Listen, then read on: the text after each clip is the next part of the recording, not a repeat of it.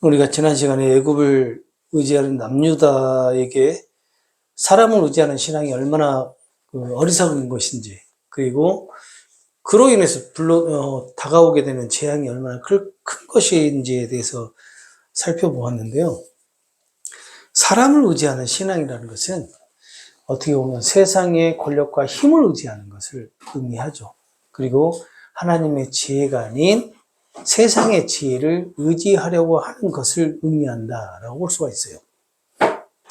그래서 이사야 선지자는 이처럼 사람을 의지하고자 하는 남유다에게, 그리고 남유다의 신앙에 대해서 하나님의 심판이 임하게 될 것이다 라는 것을 강조하고 있는 것이 지난 시간에 살펴봤던 내용입니다. 그런데 이렇게 하나님은 항상 심판만을 말씀하시지 않으세요. 심판과 멸망만을 예언하지 않고 30장을 보게 되면 반드시 또 회복의 은혜를 주시는 것을 살펴볼 수가 있었어요. 오늘 본문도 역시 4절에서 9절 말씀을 보게 되면 이사야 선지자를 통해서 예루살렘을 보호하실 것이다 라는 그런 말씀을 해요. 그래서 우리가 지난 시간에 예루살렘이 남유다가 심판을 받게 될 것이다 라는 말씀을 통해서 심판의 예언을 살펴봤다면 오늘은 예루살렘을 보호하시는 하나님에 대해서 살펴보려고 합니다. 오늘 본문을 살펴보기 전에 오늘 우리가 31장 강해를 이사야서 31장 강해가 마무리가 되는데, 이 강해가 마무리가 되면 일단 이사야서 강해를 좀 중단을 하고 잠깐 쉬면서 다른 주제를 공부를 할 것을 준비를 하려고 합니다. 신약을 하려고 해요. 신약. 그래서 우리가 주일날 로마서 지금 강의를 하고 있는데, 로마서 강의가 끝나면 예수님의 행적을 쭉 신약을 통해서 쭉 살펴가면서 예수님의 행적을 살펴보려고 하고 있고, 그래서 이제 주제를 삼아놨으니까 수요일 날은 다른 신약의 공부를 좀 해볼까 합니다. 그래서 그걸 준비하는 시간을 좀 가지려고 해요. 그래서 준비가 되는 대로 다시 또 공지를 하겠습니다. 그래서 수요일에 다시 이제 신약을 가지고, 그리고 하고 난 다음에는 다시 이사야서 32장부터 다시 시작하는 걸로 이렇게 계획을 좀 세워서 좀 하려고 합니다. 이건 잠깐 약간 한 달 정도 공백기를 좀 가지려고 하니까 양해를 좀 해주시기 바랍니다. 한 달 정도 기도하면서 어떤 내용을 할까? 바울의 선교 여행을 쭉 한번 같이 살펴볼까? 여러 가지를 좀 생각을 하고 있습니다. 아니면 신약 성경에 나와 있는, 복음서에 나와 있는 비유를 같이 한번 알아볼까? 근데 비유가 상당히 어렵거든요. 그래서 좀 흥미롭고 재미있는, 그리고 우리가 PPT 화면을 보면서 같이 공부할 수 있는, 그래서 살펴보려고 하는데, 그러려면 아무래도 바울의 그 선교 여행 1차, 2차, 3차 그 여행을 쭉 따라가면서 어떤 일들이 있었는가, 성경을 통해서 그것도 좀 재밌을 것 같아요. 그리고 좀 공부하는데도 도움이 될 것 같고, 그래서 그것을 할까 지금 계속 좀 고민 중인데, 한 달 정도 준비를 하면서 또 이제 지금 하는 거하고 좀 다르게 PPT 화면으로 그런 자료들도 같이 보면서 이렇게 하게 되면 더 재밌지 않을까 싶어서, 좀 공부하는 데 도움이 되실까 싶지 않아서 그렇게 한번 해보려고 합니다. 이제 제가 준비를 많이 해야 되지만 어차피 준비하는 거 똑같이 준비하면 되니까요. 그렇게 하려고 합니다. 그래서 한 달 정도 우리가 다음 주부터 시작해서 5월 달까지 준비를 하고, 그렇게 6월 달부터 다시 시작하는 걸로 그렇게 하려고 합니다. 그리고 이제 그것이 끝나면 다시 이사야서 32장부터 66장까지 다시 한번 알아보는 걸로 그렇게 하려고 해요. 그렇게 준비를 하도록 하겠습니다.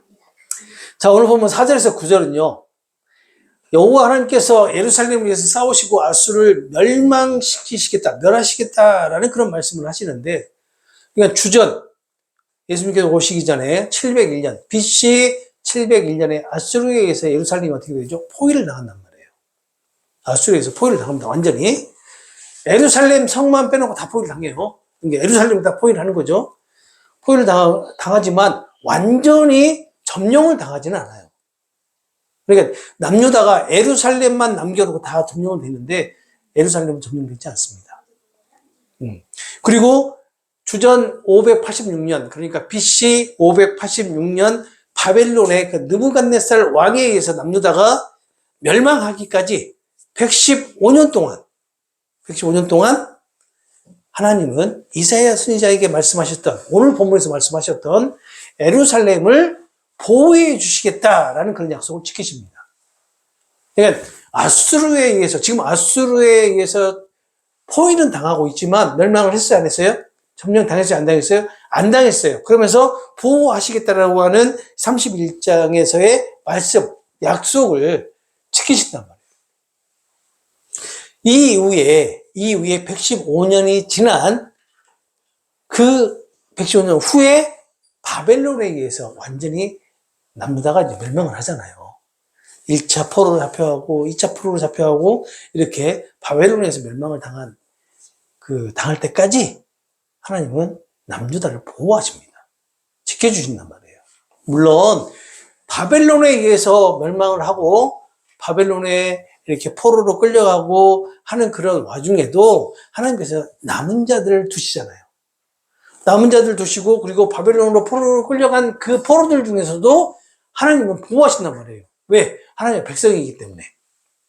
그래서 이 백성들을 보호해 주시고, 그리고 하나님께서 이사야 선지자에게 예언하시고 약속을 하신 예루살렘의 보호를 어떻게 해 주시는지 말씀하고 있는 것이 오늘 본문이에요. 그래서 오늘 그것을 살펴보려고 합니다. 먼저 사절을 보시게 되면 이렇게 말씀을 하죠. 하나님께서 이사야 선지자에게 이렇게 말씀하셨다라고 먼저 얘기를 합니다. 그러면서 사자, 어미 사자와 새끼 사자가 먹이를 잡고 으르렁거릴 때, 그러니까 먹이를 잡고 뜯고 있을 때 많은 목자가 무리를 지어서 몰려와가지고 그 사자에게 외치죠. 그러나 그 사자는 그 외치는 소리를 두려워하지 않고 그 외치는 소리 때문에 움츠러들지 않을 것이다 라고 지금 이 사절에 얘기한단 말이에요.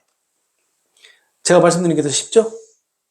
쉽게 이해되죠? 그러면서 만군의 여호와 하나님께서 시온산과 그 언덕 위에서 싸우시기 위해서 내려오실 것이다 라고 얘기를 해요. 이것이 사절 말씀입니다. 제가 좀 쉽게 풀어서 말씀드린 거예요. 여기서 말하는 그럼 사자는 누구냐? 사자는 여호와 하나님으로 해석하는 게 맞는 것 같아요. 여호와 하나님. 그러니까 시온이면 예루살렘을 얘기하죠. 예루살렘을 지키시기 위해서 싸우시는 강력한 보호자이심을 지금 나타내고 있는 거예요. 그러니까 여기서 사자가 먹이를 잡고 으르렁거린다는 건 뭐예요? 여호와 하나님께서 하나님의 백성들을 움켜잡으시고 보호하신다라는 그런 의미가 되겠죠. 자, 그러면 여기서 목자가 등장을 합니다. 원래 목자는 지도자, 왕, 그리고 보호자를 의미해요. 하지만 오늘 본문에서는, 이 본문에서는 하나님의 거룩한 뜻을 반대하는 세력을 얘기합니다. 그러니까 아수르가 되겠죠. 오늘 본문의 배경이 아수르잖아요. 아수르 군대, 그리고 남유다가 의지하려고 했던 외부 세력들, 그러니까 애국과 같은 세속 세력들, 세상 세력들, 그리고 세상의 권력과 힘을 상징하는 것으로 해석이 가능합니다. 이 목자는. 자, 보세요. 사자가 먹이를 잡고 으르렁거리면서 지키려고 하는데, 그 먹이를 지키려고 하는데, 목자들의 무리가 와서 어떻게 해요? 막 소리친단 말이에요. 소리치고 외친단 말이에요. 그러면서 겁을 줘요. 그런데 그 사자는 어떻게 해요? 두려워하지 않고 움츠러들지 않는단 말이에요. 이해가 되시죠? 네. 하나님의 뜻을 방해하거나 인간적인 방법으로 예루살렘을 지키려고 하는 자들을 목자로 표현을 하고 있는 거예요. 지금 오늘 본문에서. 그러니까 사자가 사냥감을 사수하듯이 하나님의 백성, 시온을 이 세상으로부터 확실하게 지키시기 위해서 싸우시는 모습을 그대로 표현을 하고 있는 겁니다.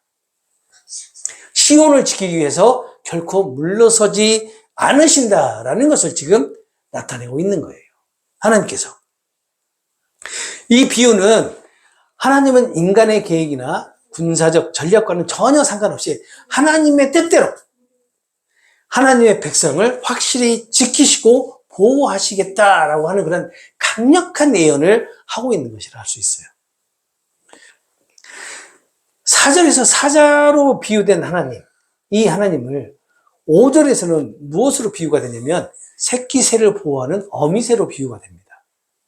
5절 보시게 되면요, 새가 날개를 펴고 둥지의 새끼를 보호하듯이 만군의 여호와께서 예루살렘을 지키실 것이다 라고 한단 말이에요. 예루살렘을 보호하시고 구원하실 것이다. 그리고 유월절 이스라엘의 집을 재앙에 넘어가듯이 구하실 것이다 라고 말씀을 합니다. 원래 어미새는 이 새끼 새를 보호하기 위해서 그 자기의 몸을 아끼지 않는 그런 모성애를 가지고 있다고 해요. 그러니까 그 어미새의 모성애를 하나님과 남유다의 관계로 지금 나타내주고 있는 거예요. 그럼 새끼새가 남유다가 되는 것이고, 그리고 날개를 펴서 둥지를 보호하고 가리고 있는 것은 바로 여호와 하나님께서 되시는 거겠죠. 그러니까 대적으로부터 백성을 보호하시는 하나님의 능력이 사자처럼 강하시고, 그리고 백성을 사랑하시는 하나님의 애정과 관심이 어미새처럼 끈끈하고 뜨겁다라는 것을 그대로 나타내주고 있는 것입니다. 4절과 5절에서.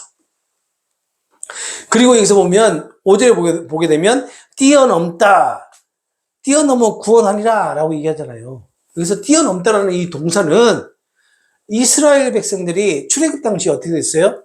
문설주와 임방에 어린 양의 피를 바름으로써 그곳에 임해야 될 재앙이 어떻게 됐어요? 뛰어넘었죠. 그래서 출애굽을 뭐라고 얘기해요? 패스오버라고 하잖아요. 뛰어넘다. 패스오버. 그러나 애굽의 장자들은 어떻게 했어요? 다 재앙당해서 죽잖아요.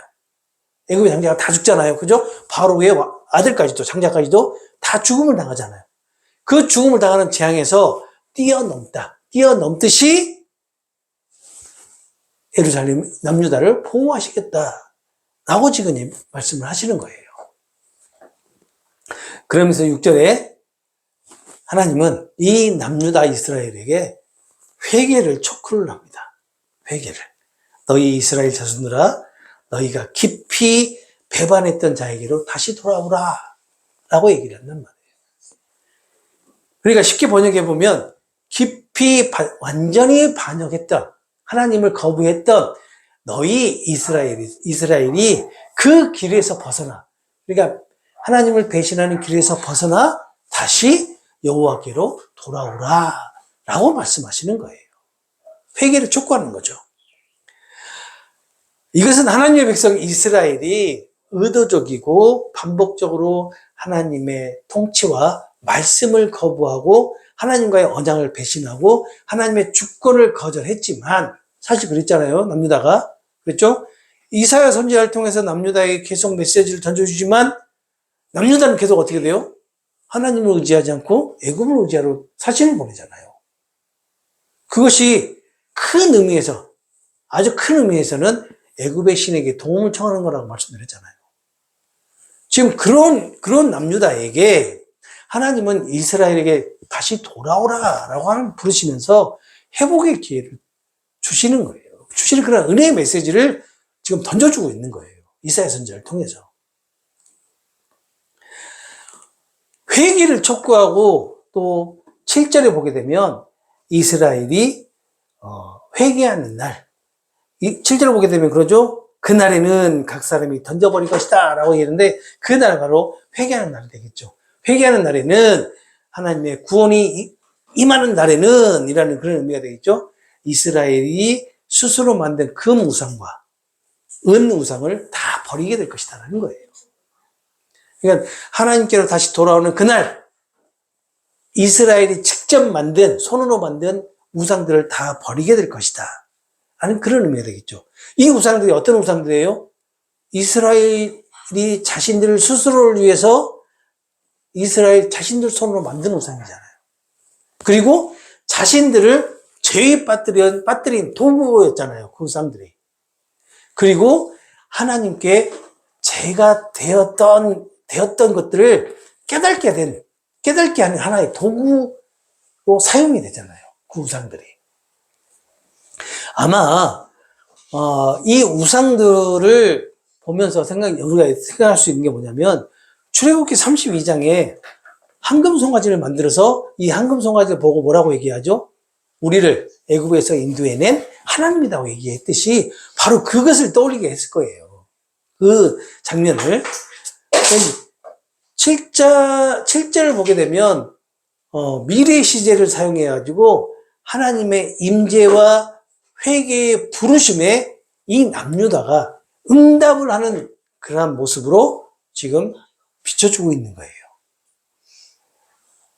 그러니까 그동안 남유다가 의지하고 있었던 세상의 권력과 힘, 그리고 지혜, 그리고 우상들을 철저하게 버리고, 누가요? 이스라엘이, 남유다가 하나님께로 돌이키는 진정한 회개의 열매를 맺게 될 것이 바로 그날이다라는 거예요. 그날이 언제예요? 회개하고 돌아오는 날. 좀 더 크게 얘기하면 바벨론의 포로로 끌려갔을 때 다시 70년의 만기를 타고 나이다 참에 다시 돌아와서 이스라엘이 회복이 되는 그날. 좀 더 길게 얘기해 보면 새하늘과 새 땅으로 하나님의 백성들이 하나님의 영광스러운 모습으로 부활해서 함께 하나님을 찬양하고 하나님께 영광을 올려드리는 그날. 예수님께 다시 오시는 그날이 되겠죠. 네. 이처럼 이스라엘이 하나님께로 돌이키고 우상을 버리게 될 때 아수르는 하나님의 초자연적인 진노의 손길을 피할 수 없게 될 것이다 라고 하는 것이 8절에서 9절 말씀이에요. 결국은 아수르가 하나님의 심판을 받게 된다는 그런 얘기가 되겠죠.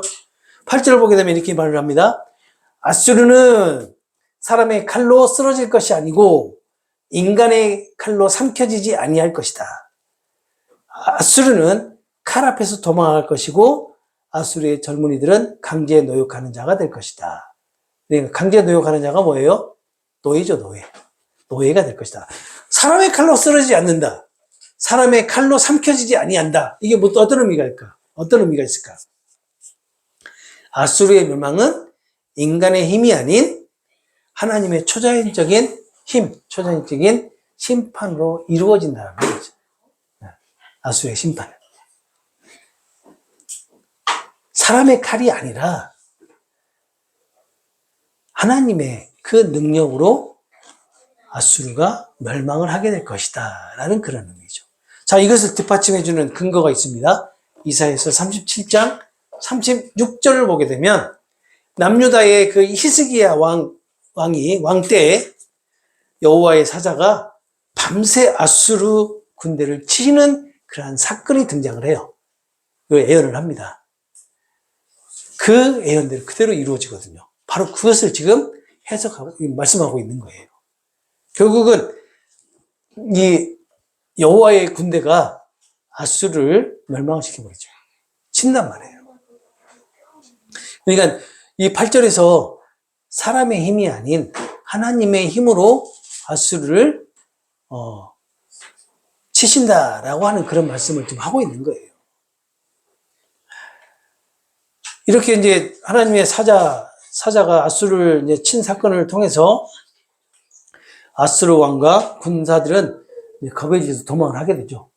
그리고 많은 젊은이들이, 장정들이 노예처럼 복종을 하는 그런 자들이 되는 사건을 37장에서 볼 수가 있습니다. 그리고 9절에서 보게 되면 그의 반석, 그래서 그의 반석은 뭐냐면 아수르 요새를 얘기합니다. 아수르 요새. 아수르의 요새는 두려움으로 인해서 무너지게 될 것이다 라고 말씀을 한단 말이에요. 아수르의 고관들, 즉 장군들은 기치가 뭐냐면 깃발 얘기한다고 말씀드렸을 거예요. 깃발 앞에서 수치스럽게 도망하게 될 것이다 라고 여호와께서 말씀하셨다는 겁니다. 여기서 이 깃발은 그럼 무엇을 의미할까? 깃발 두 가지 의미가 있어요. 하나는 아수르 군대가 후퇴하라고 하는 그런 깃발일 것이다. 그러니까 그 깃발을 후퇴하라고 깃발이 올라가면 그 깃발을 보고 아수르 군대 장군들이 수치스러움에 수치스러워 할 것이다. 라는 그런 의미도 있고, 또 하나는 하나님의 군대의 깃발일 것이다. 라는 그런 의미도 있어요.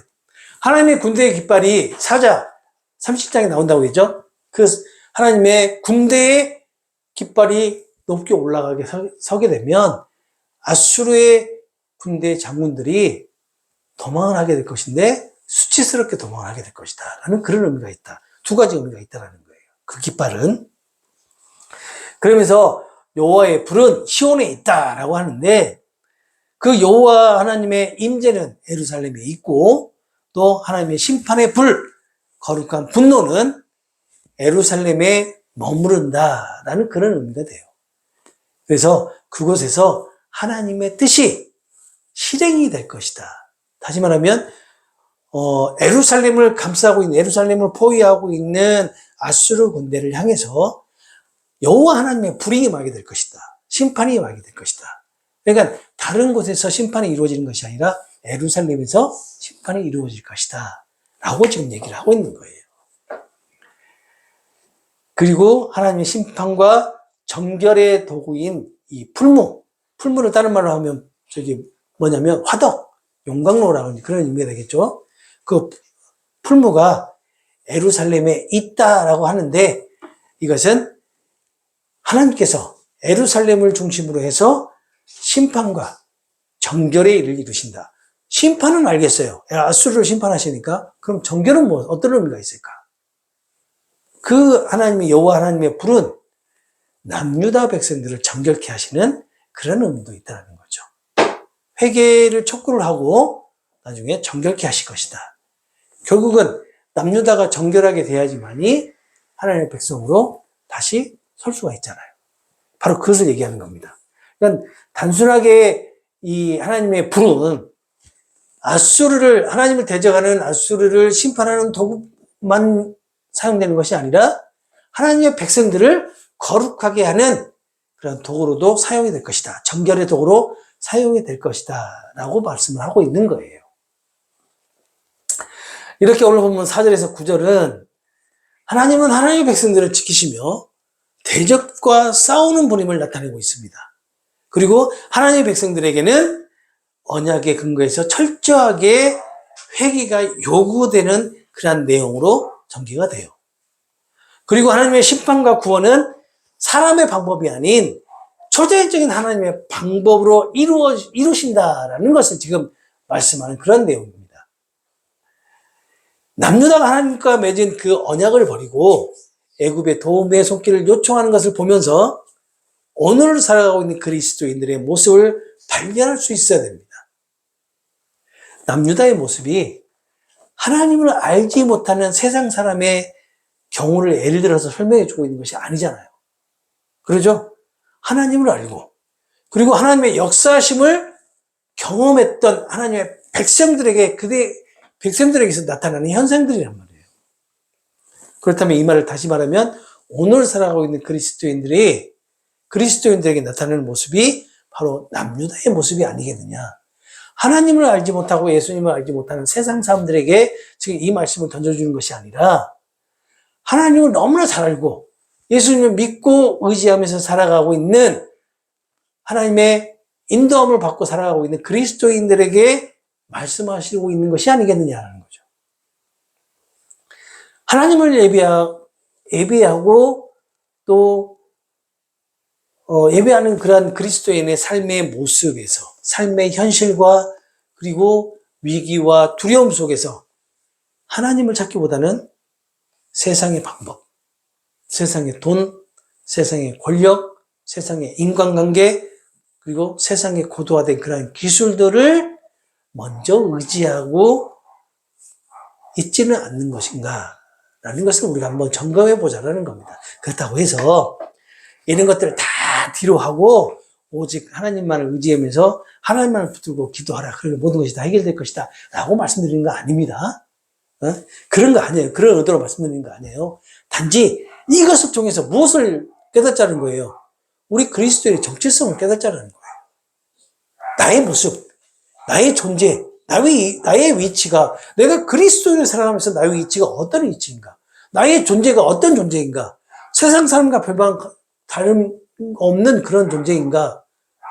우리 그리스도인들의 정체성을 다시 한번 자각을 하자라는 그런 의미로 말씀드리는 겁니다. 내가 이런 존재인데 어떤 존재예요? 하나님의 언약을 배신한 존재가 바로 나인데 이런 나를 구원받은 자의 삶을 살아가도록 인도하시는 것, 이것에 대한 생각을 다시 한번 해보자는 겁니다. 그리고 그것에 대해서 감사하는 삶을 살아가야 되는 것은 아니겠느냐는 거죠. 이러한 나를 발견하고 나에게 주어진 은혜가 얼마나 큰지를 깨닫고 감사하는 삶을 살아야 되지 않겠느냐. 그런데 나의 존재를 깨닫지 못하면 과연 나에게 주어진 은혜를 알게 될까? 깨닫게 될까? 못 깨닫지 않을까요? 그렇다면 감사도 나오지 않겠죠. 바로 그것을 얘기하고 있는 겁니다.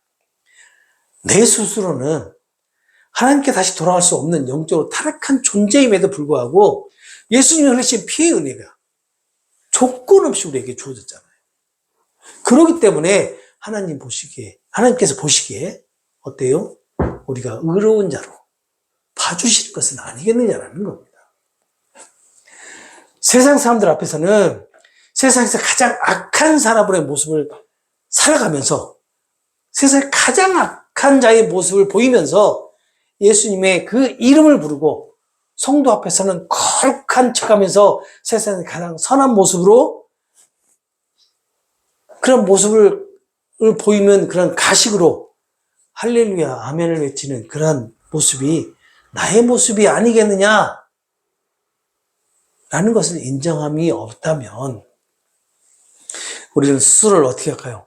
가스라이팅 해가지고 모든 거룩과 온유와 사랑과 오래 참음과 선함과 그 모든 것들의 기준이 뭐가 돼요? 바로 나 자신이 되어버린다는 사실을 잊어서는 안 되는 거예요. 그러니까 나의 삶의 모습은 정말 최악인데 예수님의 이름을 부르면서 교회 안에서는 거룩한 척하고 그리고 선한 모습을 보이면서 그런 선한 모습을 보이는 그런 가식으로 할렐루야 아멘을 외친다라고 생각을 해보시기 바랍니다. 그런 모습이 정말로 나의 모습이 아니다. 이것을 인정하지 않으면 성경에서 말씀하는 그 모든 것들을 거룩함과 온유함과 사랑스러움과 오래 참음과 그리고 선함이 성경이 기준이 아니라 바로 내가 기준이 되어버리는 거예요. 스스로 그렇게 가스라이팅 해버린단 말이에요. 그래서 그리스도인이 세상에서 가장 추악한 자의 모습을 하며 살아가고 있다는 것을 기억해야 돼요. 그래서 요한복음에서 그렇게 얘기하잖아요. 세상에서 가장 악한 자가 바로 너희들이다. 사마리아 여인이 우물가에서 만난 사마리아 여인이 우리는 이 그리심산에서도 예배드리고 그리고 에발산에서도 예배드렸는데 그러면 우리는 언제 어디서 예배를 드려야 됩니까? 그렇게 물어봤을 때 예수님께서 그렇게 얘기하시잖아요. 진정으로 예배할 때가 올 것이다. 라고 하는 그 말씀을 통해서 정말로 그리스도인들이 얼마나 추악한 모습으로 살아가고 있는지를 알게 되잖아요. 예전에 제가 이거에 대해서 설교를 한번 했을 것 같아요. 한 것으로 기억을 해요. 이것에 대해서. 도저히 구원받지 못할 삶을 살아가고 있는데 누가요? 제가요. 하나님은 나를 구원하기 위해서 예수님은 십자가에서 물과 피를 다 쏟게 하셨잖아요. 그러죠? 나의 추악함을 모두 없애주시기 위해서 하나님의 백성으로 삼아주시고 자녀로 삼아주셨기 위해서 그렇게 하셨단 말이에요. 나의 모습이 자각이 되면 내가 어떤 존재인가를 자각이 되면 나의 정체성이 인식이 된다고 하면 예수님의 피의 은혜가 얼마나 큰지를 알 수가 있잖아요. 그런데 그것조차도 내 자신을 자각하지 못한다면 어떻게 그 은혜를 깨닫겠냐고요. 물론 나의 모습을 자각을 하고 나의 정체성을 깨닫게 되는 것 역시 성령의 도우심이 없으면 안 되는 것들이죠. 안 되는 것들인데 그러한 은혜를 통해서 우리가 깨닫게 되고 그러면서 더더욱 큰 은혜를 사모하게 되는 것이 아니겠냐는 겁니다. 이것이 오늘 본문을 통해서 남유다를 회복하시겠다라고 하는 그런 메시지를 던져주시지만 결국은 오늘 살아가고 있는 우리 그리스도인들의 삶을 다시 한번 되돌아보고 그리고 내가 지금 바라보고 의지하고 있는 것이 무엇인지를 깨닫게 해주는 그런 내용이라고 볼 수가 있죠. 그리고 현재 살아가고 있는 나의 모습을 다시 한번 일깨워주고 있는 겁니다. 그러면서 우리가 예수 그리스도의 그 은혜가 아니면 살아갈 수 없다라는 것을 우리가 깨닫게 되고 또 우리의 삶을 되돌아보는 그러한 시간을 우리에게 주는 것은 아니겠느냐라는 겁니다. 남유다의 행동과 하나님께서 베풀으신 은혜를 통해서 바로 이런 우리의 모습과 은혜를 깨닫는 시간을 우리에게 제공해 주는 것이 아니겠느냐라는 그런 결론을 내려봅니다. 어떠세요? 여러분들은? 여러분들 삶을 통해서 내가 그리스도인으로 살아가고 있고 은혜를 받고 내가 충만한 삶을 살아가고 있기 때문에 나는 거룩하다 라는 생각을 하시는 분 계신가요? 그런 분 없을 거라고 생각합니다. 내가 거룩하지 못하기 때문에 예수님께서 피를 흘리신 거고요. 내가 추악한 삶을 살아가기 때문에 예수님께서 물과 피를 다 쏟으신 거예요. 내가 도저히 구원받을 수 없는 존재이기 때문에 예수님께서 나를 위해서 대신 고난을 당하셨고 죽으시고 부활하셨다는 사실을 우리는 꼭 기억해야 됩니다. 내가 주인이 아니라 내가 주가 아니라 예수님이 주인이고 주가 되어야 돼요. 우리의 삶의 모든 면에서 예수님이 주가 되고 주인이 되셔야 되는데 우리는 자꾸 하나님을 나의 삶의 도구로 탈바꿈시켜서 내가 살아가는데 도움을 주는 자로 이렇게 바꿔버립니다. 이것이 문제인 거죠. 이런 우리의 정체성을 일깨워 주는 말씀이에요. 그래서 다시 우리가 무엇으로 돌아가요? 나의 주인, 내 삶의 주인은 예수님입니다. 라고 이렇게 돌아가게끔 만들어주는 것이 오늘 본문의 말씀입니다. 어렵지 않죠? 네. 31장을 마무리하면서 이렇게 마무리할 수 있어서 너무 감사드립니다. 하나님께. 저는 예고에 말씀드린 대로 새로운 주제를 다시 하고 난 다음에 32장부터 다시 또 우리가 또 살펴보도록 하겠습니다. 기도하겠습니다.